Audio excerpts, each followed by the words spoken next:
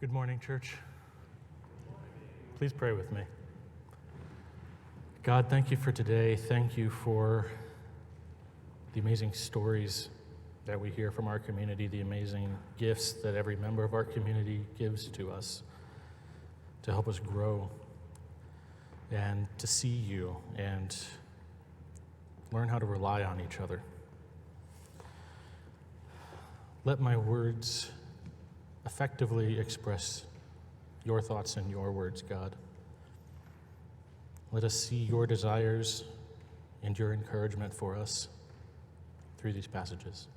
Amen. First, I'm a little out of sorts in my head after this family moment, after this choir performance. It really hit me. When we have the youth standing up here, and they are giving us these insights into their lives, into their experiences, and they start preaching to you.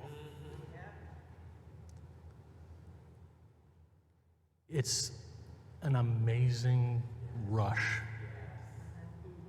of life.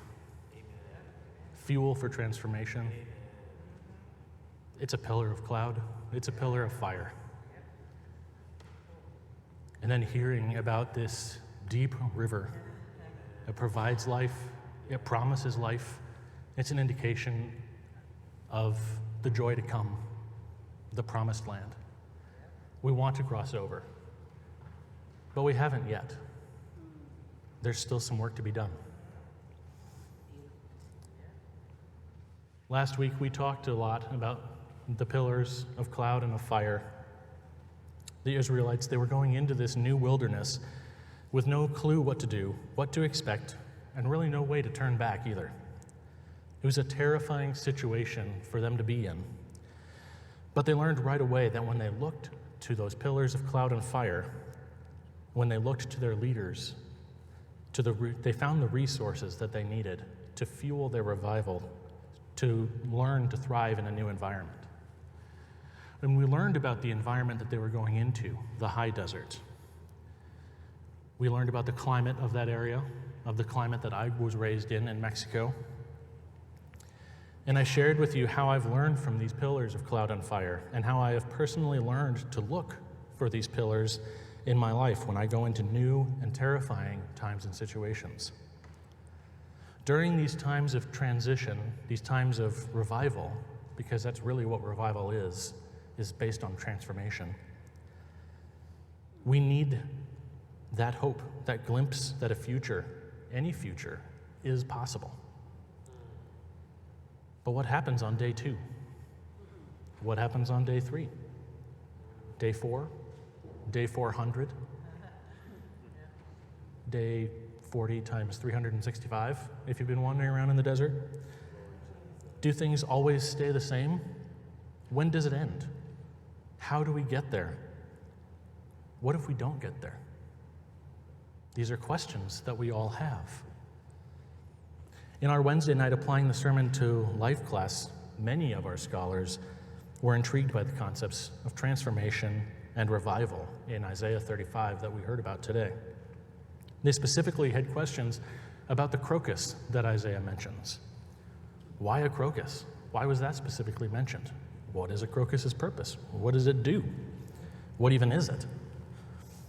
Because when you start to think about a desert, what is the first color that comes to your mind? It's brown. That's the primary color that you think of. You're flying over Arizona, you look down, it's just brown. Beige. Sandy.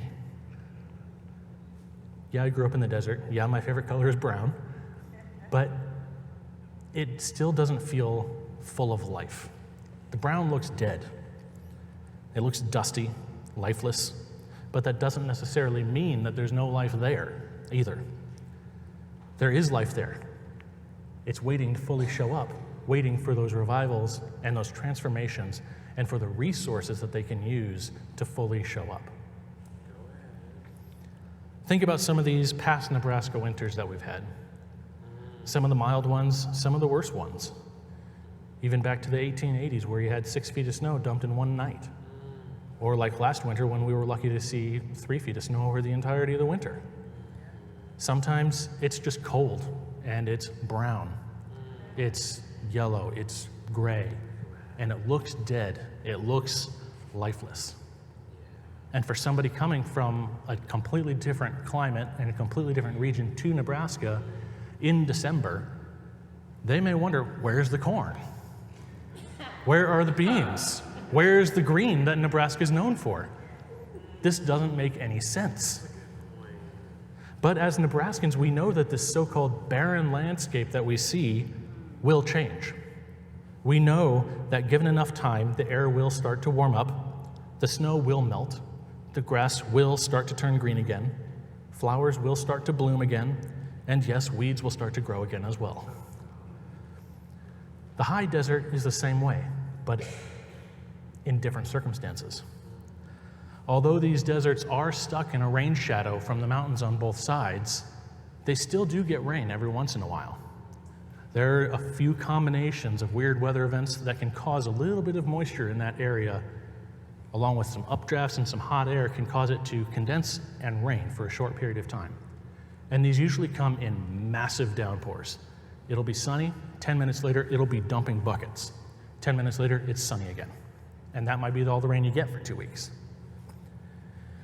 I remember during one of these storms, walking out to the sidewalk and back to the house again and being completely drenched because of how much water was falling. I remember being in our house on the hill with a street going right next to our house and seeing the amount of water just rushing down our street, flowing up and over the sidewalks, just too much water for anything to handle. It was just barreling down the street. And it may not have been the smartest idea, but I took off my socks and shoes and my shorts. I was just wearing my shorts and I walked into the street just to feel the water rushing around my calves because it was so bizarre to see that much water in the middle of the desert. It was exhilarating, but it was strange. But what happened in the next few weeks was even more strange because this brown desert that I lived in suddenly started to change color. Hardy plants that lived there, waiting for the water to show up, gorged themselves on the water, opening up their leaves and their flowers, soaking in as much fuel and life as they could, storing it up so that they could be ready to use it when the dry times came again. Brown, but not dead. The life is there. It simply has learned how to live and thrive in the environment that it has, with the resources that it has. See, these plants, the wildlife in the area, and even the people have all learned how to live in this new environment, in this desert. They have adapted their routines and their habits in order to live within this environment. In Chihuahua, the rain doesn't come all that often, and there are over 1 million people living in that city. So where does everybody get the water they need? There isn't nearly enough water to allow for usage levels like we have here in Nebraska. Here, we can turn on the faucet anytime we want and have full water pressure from the city, day, night, anytime we want. This doesn't happen in the high desert. In Chihuahua, when you look across the neighborhood from above, you see all the rooftops, but there is one thing identical to every single rooftop, and that is a black 200-gallon tank sitting on the roof. This tank holds the house's daily water allotment. See, there is so much risk of the water evaporating when it runs during the day that the city completely turns off the city water pressure during the day. About 6 a.m., they turn off city water pressure, and it doesn't come back for 12 to 14 hours. It's only on at night. And at night, these tanks fill up with water until the little float inside, like a toilet tank, hits the top, and then it stops filling. And that 200 gallons is what each house is allowed to use for the day. It's gravity fed, and it's a limited amount of water. These tinacos, as they're called down there, I don't even know what that word means, I just know what it is how they conserve water. It's how they utilize their resources to fit their environment. Because when you live in an environment like that, in a desert, you learn how to adjust your habits to account for the low water pressure. And you have to. You have to learn how to adjust your habits to use the lower amount of water available to you. Without this rationing, the city would quickly run out of water, leading to countless deaths from dehydration, heat stroke, heat exhaustion. The city has to pace itself on its water usage. And the plants in the desert have to do this too. And we see these implications in Isaiah 35. When Isaiah talks about the crocus blooming in the desert, why is this crocus blooming? This is where we have to look into what does this crocus do. The crocus is the banner bearer for transformation in the desert. It's the first sign that something new is happening, the first blast of color to push out of the dirt and into the sun. When you have nothing but a brown view like this, and the rain comes, and a little tiny purple flower pops up, you're going to instantly be drawn to it. Any color out there, you're going to immediately see it. And these crocuses opening up are the first sign that the transformation is happening. It's not the full transformation, but it's the first spark, it's the first little bit that lets you know something's happening. But the crocus doesn't show up all day, every single day. The resources aren't there for it. Sometimes you have to wait for it to show up. And you can't just make it appear whenever you want to either. It happens when it happens. You can look forward to it, you can hope for it, and you can know that it will happen. But until it does, you have to keep on doing what you're doing, using the resources you have, and thriving in the way you need to, persisting, living in what is happening now. We all want things to change, and we want them to change now. It's a great thing to push for and to pursue change, but we have to know that sometimes change doesn't immediately happen when we want it. I may want to take a high-powered shower at 3 in the afternoon in Chihuahua. That's not going to happen. The resources aren't there for it. I don't have the water for it. I don't have the pressure for it. And this last year, Justice in Action, we put forth 2 major proposals to our leaders, 2 ambitious goals that Justice in Action did amazing amounts of research for and preparation for. And we put those forth. We planted the seed. And now we have a choice. We can stare at the ground where we planted it, pleading for it to grow, just saying, are you going to grow yet? Are you growing yet? Are you growing yet?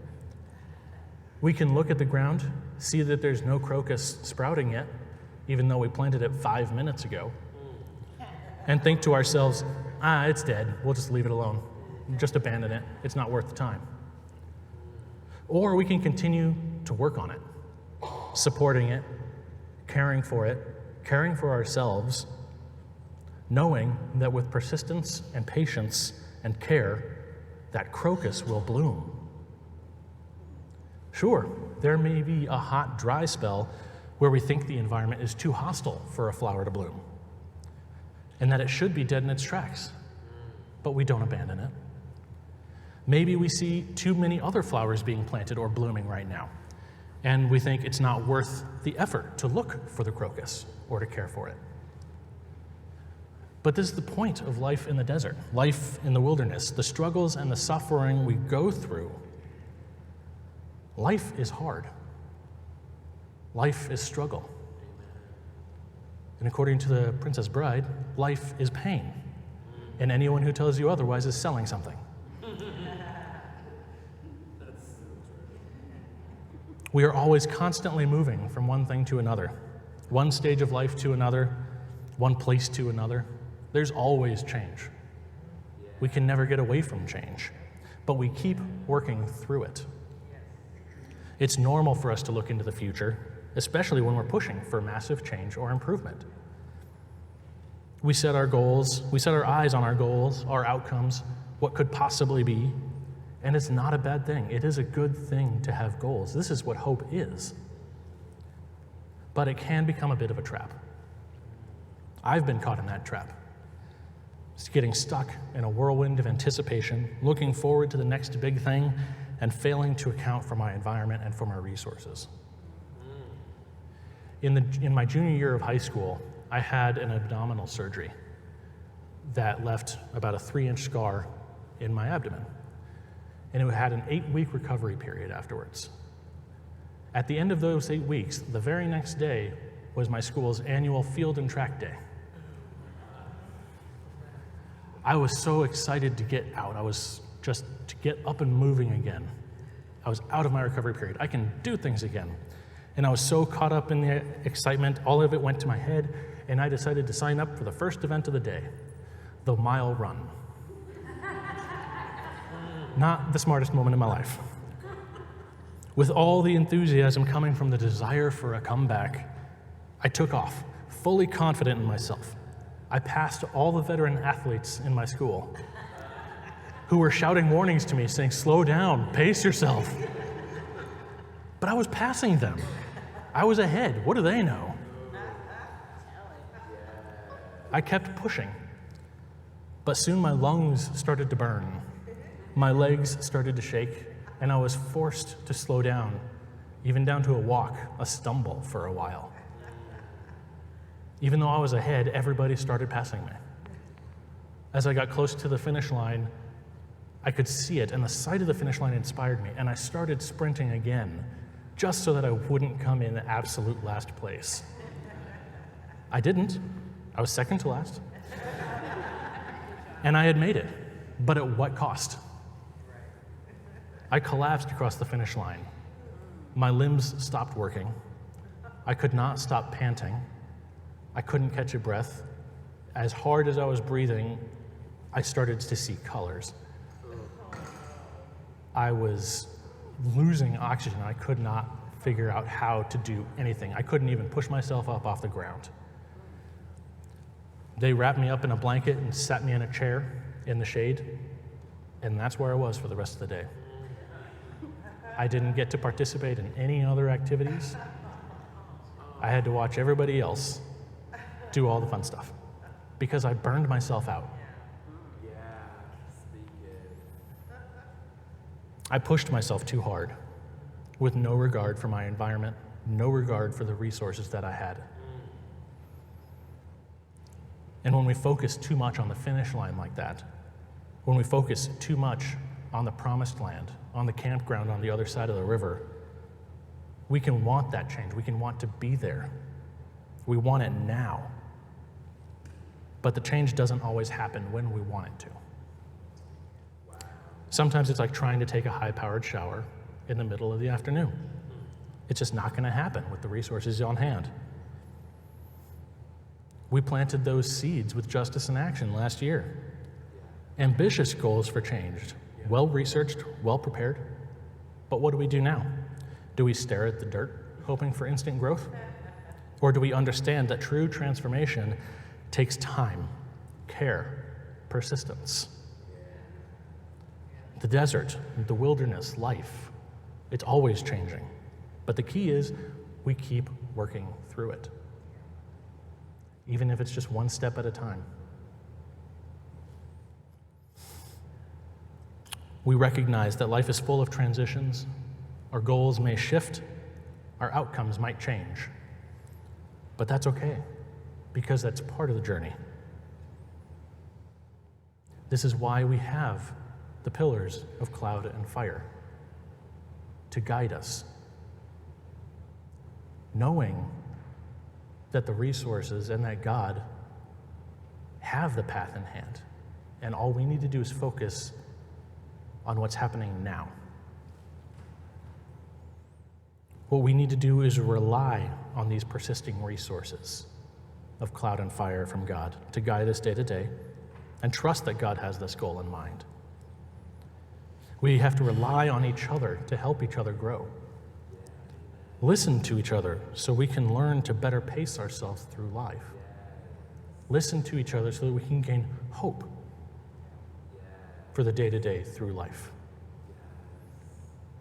When we rely on each other, we can know that we won't lose ourselves in the endless pursuit of what might happen. Life is a dynamic and ever-changing process.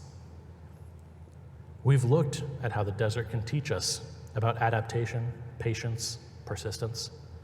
We've looked at how the desert can bloom with unexpected color, reminding us that this transformation can happen, even when we think it's impossible. And sometimes it can seem impossible because our zealotry for the goal can blind us to the beauty and the transformation that's happening now, the little bits of growth that are happening in the moment. Our zealotry from the promised land can blind us to see that the crocus is blooming. We can push ourselves too hard, eager to win, and end up burning ourselves out, unable to do anything for a while. But even if we do, the pillars of cloud and fire are always there. Those pillars of cloud and fire stayed with Israel every single day. The pillars didn't outpace Israel. They didn't outrun Israel. They didn't leave Israel behind. The resources stayed with them, day by day, helping them and helping us navigate the wilderness of life with purpose and faith. So let this inspire us to move beyond fear, beyond overextending ourselves to catch a goal that we haven't even gotten to yet. Let us support each other on the way, pacing ourselves, adapting to how life changes and to the new challenges that life brings. True transformation takes time, care, and persistence. By learning to rely on pillars of cloud and fire, we can learn to be here. We can learn to be now, fueled by the hope of the blooming crocus, knowing that it can happen where we least expect it. This is the word of God for us, the people of God. Thanks be to God.